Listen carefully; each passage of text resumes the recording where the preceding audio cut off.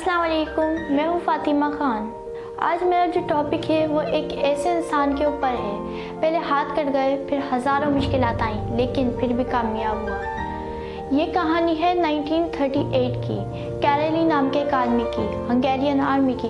वो उस कंट्री का बेस्ट पिस्टल शूटर था। जितनी भी नेशनल चैम्पियनशिप्स हुई थी उस कंट्री में, उसको वो जीत चुका था। सबको ऑलमोस्ट कंफर्म था कि 1940s में जो ओलंपिक्स होने वाले हैं उसमें गोल्ड मेडल कैरेली को ही मिलेगा। उसने सालों से ट्रेनिंग करी थी। उसका एक ही फोकस था, एक ही ड्रीम था कि मुझे अपने इस हाथ को दुनिया का बेस्ट शूटिंग हैंड बनाना है, बेस्ट बनाना है, बेस्ट बनाना है। और वो कामयाब हो गया। उसने बना लिया बेस्ट शूटिंग हैंड। सिर्फ 2 साल का फ़र्क था, क्योंकि वो आर्मी में था तो एक एक्सीडेंट हो गया। उसका जिस हाथ से उसे गोल्ड मेडल जीतना था उसमें एक हैंड ग्रेनेड फट गया और उसका जो फोकस था, ड्रीम था, सब खत्म। उसके पास सिर्फ 2 रास्ते थे, या तो पूरी ज़िंदगी रोता रहे और कहीं जाकर छूट जाए, या जो अपना गोल था जिस पर उसने फोकस किया हुआ था तो उसने फोकस किया उस पर नहीं जो चला गया था। उसने फोकस किया जो उसके पास था। क्या था उसके पास? उसका लेफ्ट हैंड, एक ऐसा हाथ जिससे वो लिख तक नहीं सकता था। 1 महीने तक उसका हॉस्पिटल में इलाज चला उस हाथ के लिए, और सही 1 महीने बाद उसने अपनी ट्रेनिंग शुरू कर दी लेफ्ट हैंड की। और 1 साल बाद वो वापस आया। नेशनल चैम्पियनशिप्स हो रही थी वहीं पे हंगरी में, और बहुत सारे पिस्टल शूटर्स आए हुए थे। उन्होंने जाकर के उसे कॉन्ग्रेचुलेट किया कि इतना सब कुछ होने के बाद तुम हमारा हौसला बढ़ाने आए, हमें देखने आए। किसी को नहीं पता था कि वो 1 साल से अपनी ट्रेनिंग कर रहा है।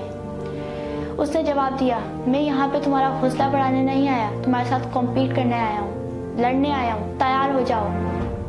कंपटीशन हुआ, सब अपने बेस्ट हैंड से कॉम्पीट कर रहे थे और ये अपने लेफ्ट हैंड से। कौन जीता? The man with only hands, Karoly जीत गया। लेकिन वो अब भी नहीं रुका। उसका गोल क्लियर था कि मुझे अपने इस हाथ को इस कंट्री का नहीं, इस दुनिया का बेस्ट शूटिंग हैंड बनाना है। उसने अपना सारा का सारा फोकस उठा करके डाल दिया 1940s पे। 1940s में जो ओलंपिक्स होने वाले थे। 1940s के ओलंपिक्स कैंसिल हो गए वर्ल्ड वॉर की वजह से। उसने अपना सारा का सारा फोकस उठा करके डाल दिया 1944 पे जो ओलंपिक्स होने वाले थे। लेकिन 1944 के ओलंपिक्स भी कैंसिल हो गए। उसने अपना सारा का सारा फोकस उठा करके डाल दिया 1948 पे। 1938 में उसकी एज थी 28 ईयर्स और 1948 में उसकी एज हो गई थी 38 ईयर्स। जो यंगर प्लेयर्स आए थे उनसे कॉम्पीट करना मुश्किल होता चला जाता था, लेकिन मुश्किल नाम का वर्ड उसकी डिक्शनरी में था ही नहीं। वो गया, सब अपने बेस्ट हैंड से कॉम्पीट कर रहे थे और ये अपने लेफ्ट हैंड से। कौन जीता? The man with only hands, Karoly जीत गया। लेकिन वो तब भी नहीं रुका। उसने अपना सारा का सारा फोकस उठा के डाल दिया 1952 में जो ओलंपिक्स होने वाले थे। उसने दोबारा कॉम्पीट किया। कौन जीता गोल्ड मेडल? 4 साल बाद कैरेली, और पूरी की पूरी ओलंपिक्स की हिस्ट्री को बदल कर रख दिया। इस पर्टिकुलर कंपटीशन में किसी भी खिलाड़ी ने लगातार 2 गोल्ड मेडल नहीं जीते।